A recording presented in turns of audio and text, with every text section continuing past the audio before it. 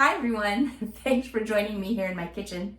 It's almost my birthday, so it's time for my annual Bake Myself Something Fabulous for Dessert tradition. This year, I decided to make red velvet cupcakes. You know red velvet has that distinctive red color, has a little hint of chocolate, and it's covered with that tangy cream cheese frosting. Yeah, red velvet. That's what I'm gonna make today. I got this family recipe from my friend Mary. She's been making these for years. I'm thankful that she has shared the recipe with me, so now I'm gonna share it with you. So come eat with me, Lorianne Lee, as we make red velvet cupcakes. Thanks, Mary. To make these great red velvet cupcakes, you probably have everything you need in your pantry. The one ingredient that I did not have today was buttermilk. I made the choice not to go to the store to buy a quart of buttermilk. For the substitution, I used 1 cup of whole milk and I mixed in 1 tablespoon of lemon juice. To make a buttermilk substitute, you can use whole milk and either add 1 tablespoon of lemon juice, or you can actually make it with white vinegar as well.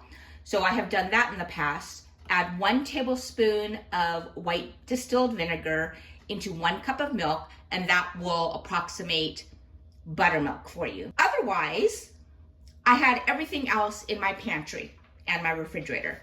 So we're using all-purpose flour, granulated sugar. We will use some white vinegar for the cake batter. We will be using a bunch of vegetable oil, baking soda, salt, cocoa powder, red food coloring, and 2 eggs, as well as this 1 cup of buttermilk. That will make our cake. Then, to make the awesome cream cheese frosting, we're going to use 1 block of cream cheese. So this is 8 ounces. We're going to use half a cup of butter. We will use some pure vanilla extract and powdered sugar. And then we will top our cream cheese frosting with some chopped up pecans. Pecans, however you pronounce them, that's what my friend uses. So that's what I'm going to use as well. As far as kitchen toys, there are only a couple of items that you may consider specialty items. But if you do any baking at all, you are likely to have all of these items in your kitchen. If you don't, I will help you find workarounds. So we're going to use 2 mixing bowls. I will use a large and a medium mixing bowl. And since we're making cupcakes, we are going to be using cupcake pans. So each pan has 12 compartments, so you can make 12 cupcakes per pan. And this recipe makes 24 cupcakes. I have a package of paper liners for my cupcake pans. You might have reusable silicone ones. That's fine. I know if you don't have actual cupcake baking pans, if you have the silicone reusable cupcake cups, you can just put those on a baking sheet, a flat baking sheet, and those will hold its shape. My guess is if you have a baking pan and silicone cups, you also have cupcake pans. So 2 cupcake pans. I will be using a baking sheet and a wire rack to help me frost and cover the cupcakes with the toasted pecan. One of the things we will do for our dry ingredients is use a sifter. So I have a sifter. If you don't have a sifter, you could just use a fine mesh strainer. If you don't have a fine mesh strainer, you could just use a spoon and press down the dry ingredients to make sure there are no lumps. I will also be using an electric mixer for this cake. I don't need to pull out my whole KitchenAid stand mixer. We'll be using a measuring cup, of course, to measure our ingredients. I will be using my small skinny little silicone spatula thingy. This is another item I have from Pampered Chef from 20, 30 years ago that it still is a good workhorse for me.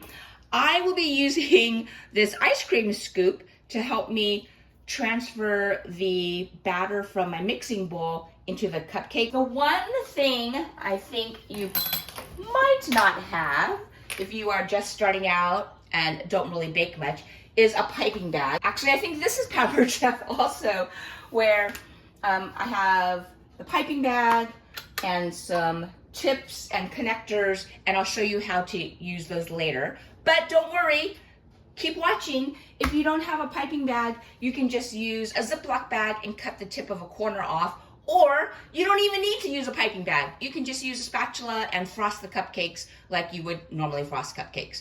But because these are my special birthday cupcakes, I'm gonna pipe them and show you how I put all of that together. So that's it for special kitchen toys and equipment. A noteworthy detail about this recipe is that you want your eggs and your buttermilk to be room temperature. So I took these out of the refrigerator earlier and they've been sitting out for a couple of hours. I did the same with my butter and cream cheese that I will use for the frosting, but those are set aside for now. Right now, we're going to start with the cake batter, and so we want 2 room temperature eggs, large, and then 1 cup of room temperature buttermilk. So this recipe starts with 2.5 cups of all-purpose flour minus 2 teaspoons. So I measured out 2.5 cups of flour and then I took out 2 teaspoons. To this 2.5 minus 2 teaspoons of all-purpose flour, I'm adding in 1 teaspoon of baking soda. I am also adding 1 teaspoon of salt. I'm just using my kosher salt. 2 teaspoons of cocoa powder.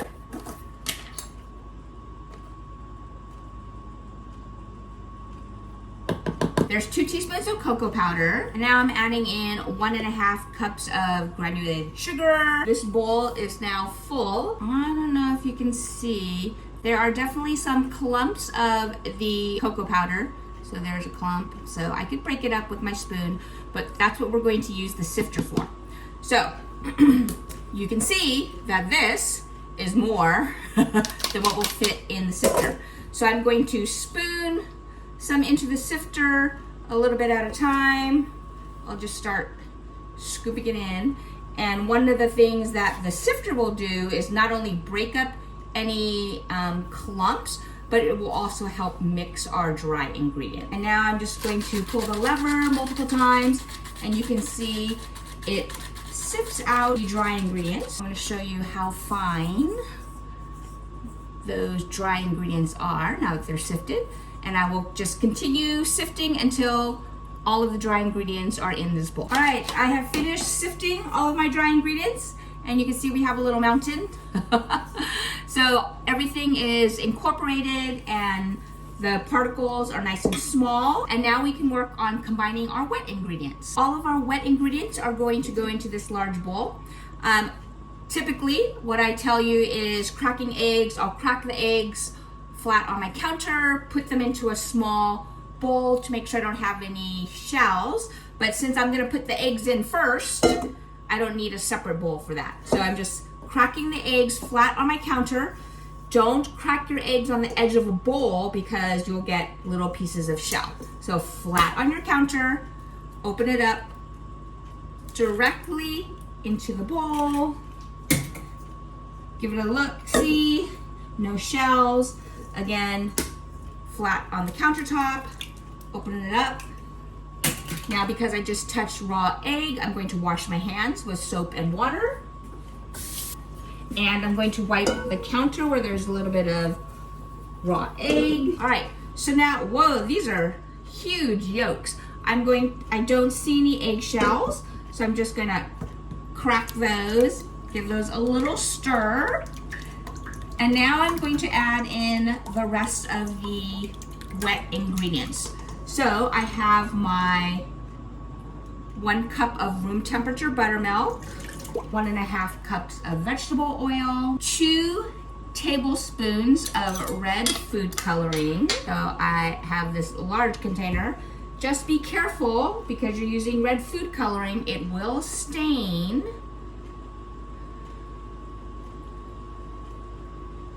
There's 1 tablespoon,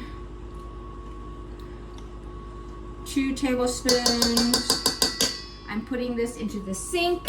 I have a little drippage, so I'm going to wipe that up so that it doesn't stain my beautiful white counter. And you'll notice that there's a drop on the edge of this bottle, so I'm gonna make sure I wipe that first, because if I don't wipe it now, I may touch it later and then get red food coloring somewhere I don't want it to be. So I'm making sure that this is sealed tight. I can see a little seepage everywhere, so I'm making sure this is clean.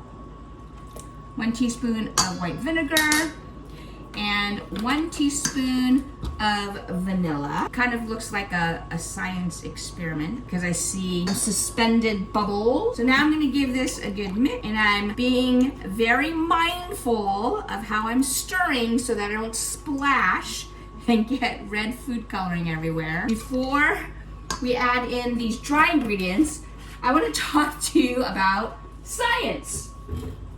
Have any of you ever cleaned your bathroom or kitchen with baking soda and vinegar? You know that when you mix baking soda and vinegar, get a chemical reaction and they bubble and foam, help you clean whatever surface you're pouring that on.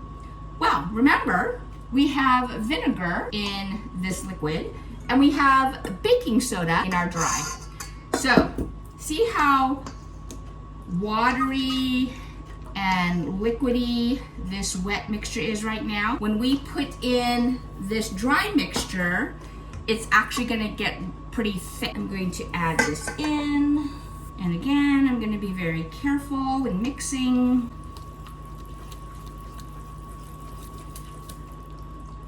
Oops, not too careful because I just spilled some on myself.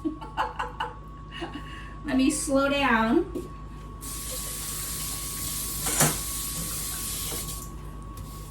Definitely don't wear white when making red velvet cupcakes. Okay, I'm not wearing white, but I'm just saying, don't wear a light color when you're making these red velvet cupcakes. Wear an apron. Or wear something you don't mind if it gets red velvet on it. Okay, I can feel, as I'm mixing, I can actually feel how thick it is. All right, look how thick this cupcake batter is.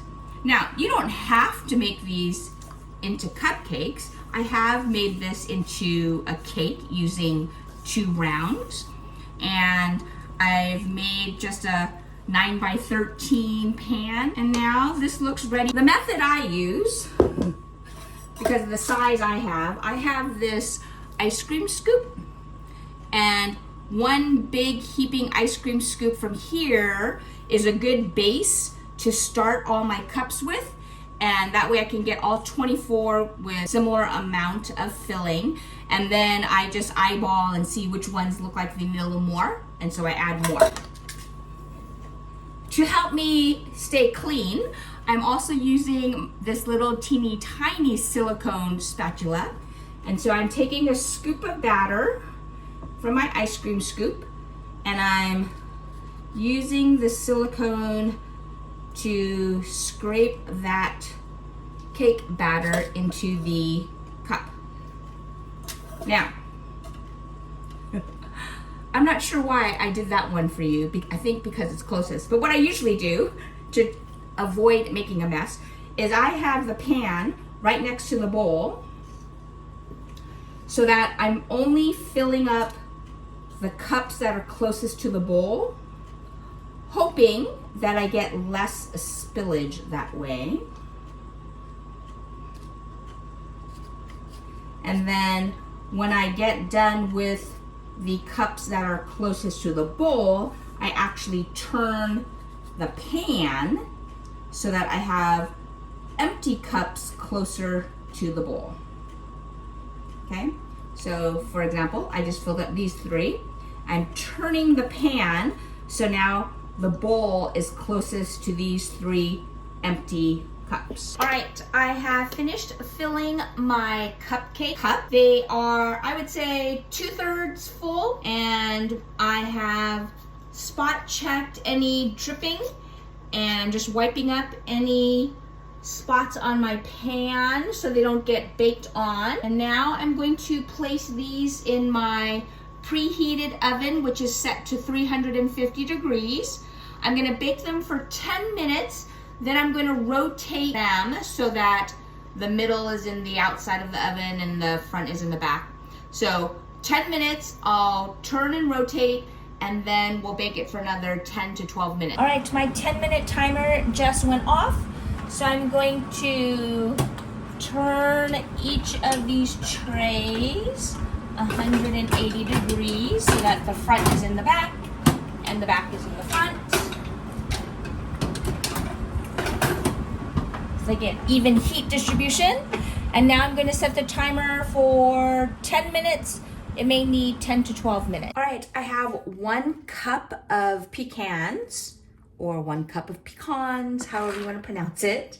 And I'm going to give them a rough chop before I roast them on a dry pan on the stove. I am keeping, for the most part, keeping the tip of my knife stationary, rotating the back of my knife to get these smaller pieces. I just turned the stove on to medium, and I'm going to just get them a little warm and toasty. When toasting nuts, it's very important to not walk away because they can go from waiting, warming, burnt really quickly. So I'm going to use my sense of sight and definitely my sense of smell to determine when to take these off the heat. Give these a toss. So I'm pushing the pan away from me and flicking my wrist to bring it back towards me. That way the nuts that are on the bottom will come up to the top and they will get a nice even heat distribution for all of the nuts. Remember, I started this in a cold pan. Now I'm just starting to feel a little warm. It'll only take a few minutes. Don't be impatient. Don't turn this up to high heat. Do medium heat. Just take your time. Once you start to smell the toasted pecans, then try one. And if it feels like it's a little soft in your mouth, then keep going for a little bit. But again, don't walk away. They will turn very quickly. One time I did walk away, and then I was doing something, trying to multitask, and then I knew I was in trouble because I smelled the nut. It was too late, so I had to toss that back. Again, I'm bending my elbow to pull the pan towards me, then I'm pushing it away and pulling my arm back towards myself. So you can see the nuts are staying in the pan, but that's a way, tossing the ingredients so that they are moving around in the pan and not just sitting still. Using all of your senses to help you know when something is done. Even if I said, oh, it should take you 3 minutes, it may or may not take 3 minutes. It may take less, and it may take more. So whenever you're cooking, you always want to be using your senses, just like you always want to be seasoning as you go. You need to use your senses to see, to smell, to hear.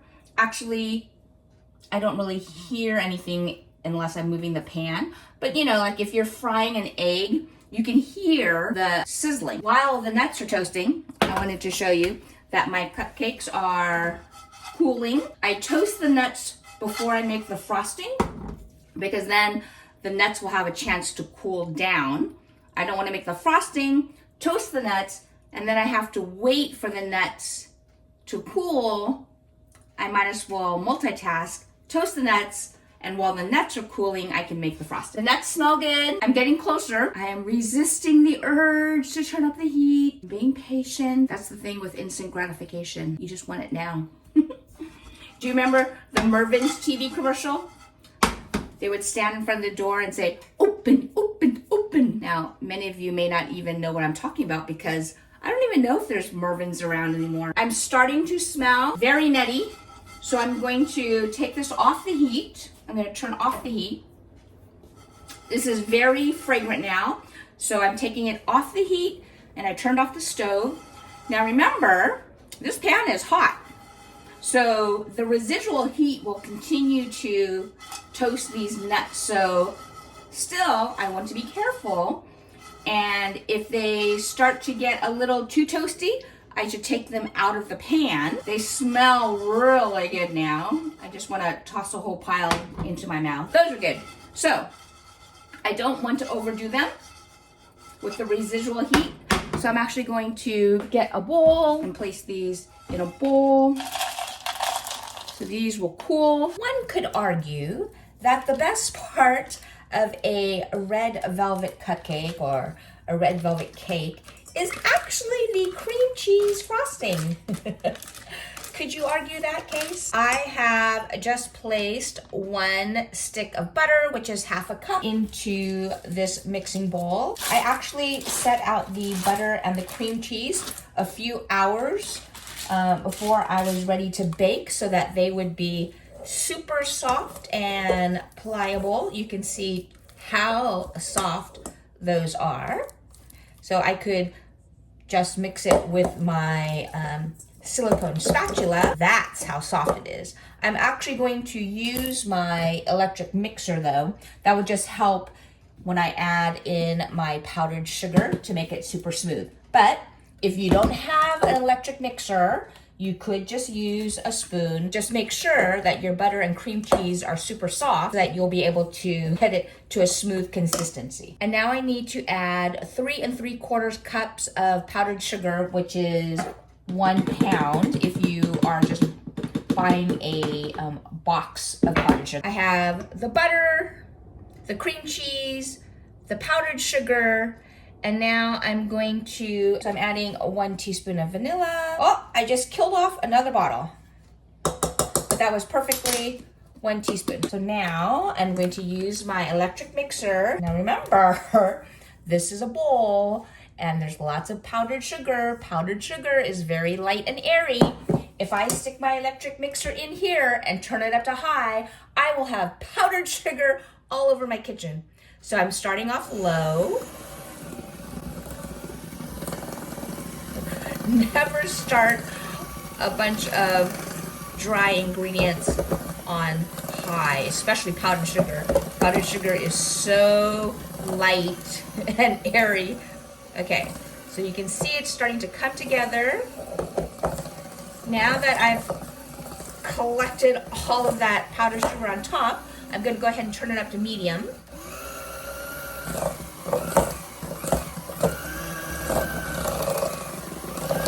And I'm moving my electric mixer around the bowl. Now I'm going to turn it up to high. Oh, I'm starting to salivate. Yummy cream cheese frosting.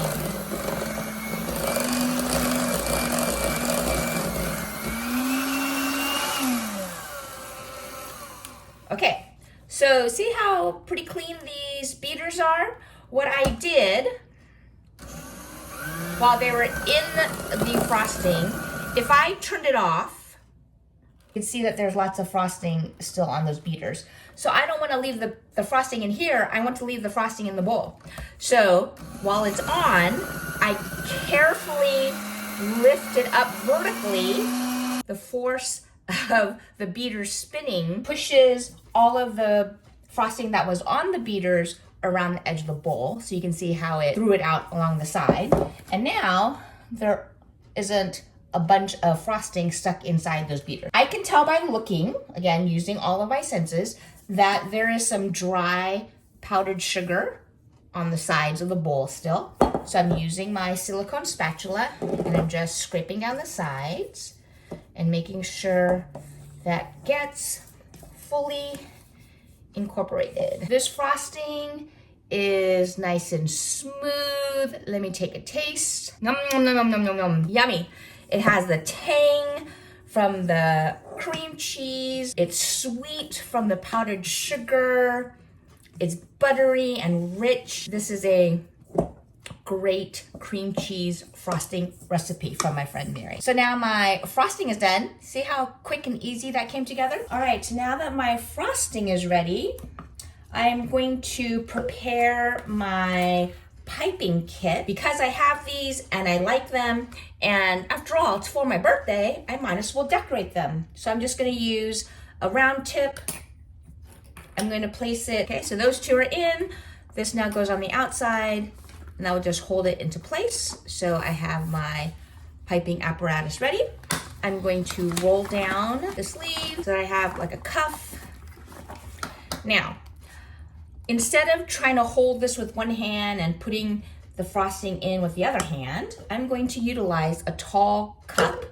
I've used my 2-cup measuring cup before, but I am utilizing this tall tumbler. It works great. Having it sitting in this tumbler, this will hold it so that I can put the frosting in. I'm going to put frosting in, and I'm wiping the side of my spatula to scrape the frosting off the spatula and into the piping bag. And I'm trying to keep some of the piping bag turned over so that I won't have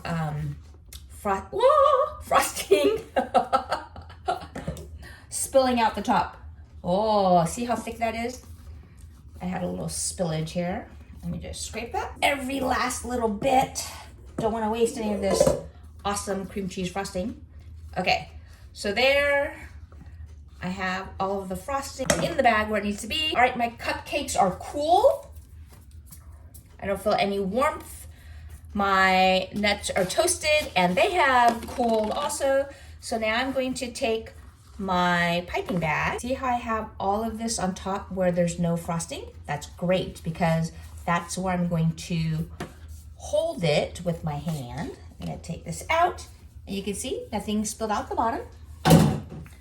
Okay, here's the top. Our super thick cream cheese frosting is staying put. So now I'm just twisting the bag and I'm going to hold the bag and have the tip perpendicular to my cupcake. And I'm going to start on the outside edge and I'm just making a circular motion so that my cupcake now has cream cheese frosting and a little pointy hat. Okay, so I'm starting on the outside. I'm pressing down just a little bit so that the frosting sticks. We have a connection point. And then I'm going round. Bing. I'm still twisting the top. By turning the top, that as I tighten it, it puts pressure, which releases the frosting at the tip.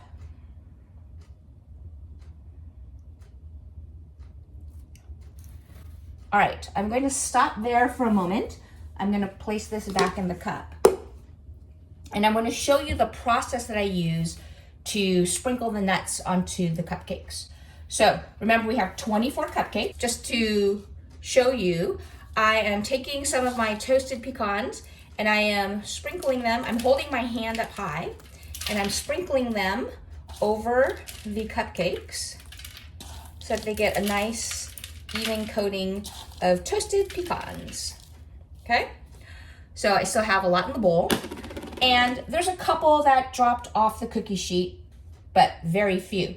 And now I have this beautiful red velvet cupcake with cream cheese frosting and a lovely assortment of toasted pecans on top. So I can transfer this to my serving platter. But the great thing I wanted to show you about this method of having the wire rack on top of the cookie sheet. So now I can take this off temporarily. I'm gonna set it aside. And all of these nuts that drip through the rack, I can just pour back into the bowl and repeat this process. So there's the pan, I put the rack on, I'm going to add some more cupcakes. And the reason I don't necessarily frost and fill up the whole tray and then sprinkle is because if they're around the edge and I'm holding my fingers up high, there will likely be more nuts falling outside the protective barrier of the pan. So that's why I think I'll do 6. So I'll frost 6, sprinkle nuts, collect the nuts at the bottom, keep adding them back into the bowl, and repeat the process. All right, last batch of freshly frosted cupcakes. Still have a lot of nuts, so I'm going to sprinkle them over the cupcakes. I'm making sure that I get the big chunks as well as the little flakes so that they get a lovely speckled coating of toasted pecans. Okay, so I am now picking one up, just turning it upside down so any excess that are not stuck to frosting fall away. So here is a lovely red velvet cupcake with the cream cheese frosting and toasted pecan. All right, my red velvet cupcakes are all done. I have this awesome carrying case from Tupperware where it actually has indentations so that they don't shake and move. And so I'm able to put this lid on them. And it has a little handle so I can carry that to work to share my cupcakes with my coworkers. And then I have another 6. Well, you see 5, but here's number 6. So I will just cover this, and I will have to decide. I will either bring this to work and share with my coworkers as well, or maybe I'll share with my neighbors. But this one is for the birthday girl. All right, here is one of my red velvet cupcakes with cream cheese frosting and toasted pecans. Nice little birthday cupcake. I don't know where or when I learned this hack, but how do you eat your cupcakes? I know that sounds like a silly question. When I grew up just taking the paper off and then biting it like this. The frosting, sometimes if there's a lot, it might even get up on my upper lip. Let me show you what I learned. And again, I don't even know when or where I learned this, but it was pretty recent. Let me show you a hack to help you eat your cupcake in a neat way. All right, if you cut your cupcake, turn it on its side, and you cut it through the cake, then you have a little disc of cupcake, right? And then you have another thin layer of cupcake with frosting on the top. Take this half, then flip the frosting end inside. So now I have a cake, frosting, cake sandwich. And when I bite into it, I won't get frosting stuck up on the top of my teeth or on my upper lip.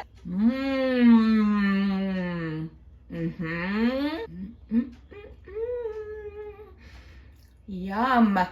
Now I can just enjoy this red velvet cake with the tangy cream cheese frosting sandwiched in the middle. This is a great hack. And now you have a cupcake that's easy to eat. And of course, you can always eat a cupcake with a spoon if you want. Delicious. Any method you can get the food in your mouth works. Enjoy. Let's take another bite. Remember I took the pecans out of the frying pan before they were actually crunchy?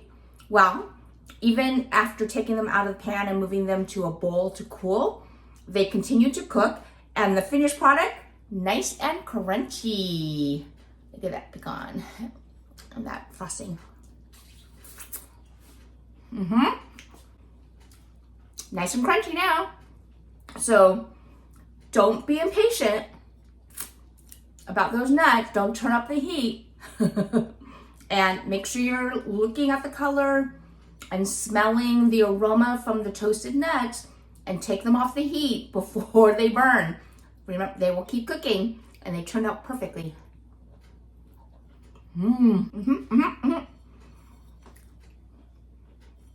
This cake recipe is super, super moist. You can see how soft it is. And then you have that tangy and sweet frosting, cream cheese frosting. And the crunchy nuts. Great, great, great, great combination. I'm so happy. I'm thankful that my friend Mary shared her recipe with me, and I've been able to enjoy these red velvet cupcakes. And it's so awesome that I decided to make them for my birthday this year. So thanks, Mary. When I first had these red velvet cupcakes, honestly, I was like, ooh, nuts? I don't want nuts on my cream cheese frosting. But after I ate it, I had to admit I was wrong. These red velvet cupcakes with cream cheese frosting and toasted pecans are a great combination. It won me over. So try making this recipe yourself. They're so good. They are definitely a crowd pleaser. I really enjoyed that birthday cupcake. Thank you to my friend Mary for sharing the recipe with me and giving me permission. I did actually ask her. I messaged her and asked her if I could share it with you, and she said yes. So I am sharing her recipe with you.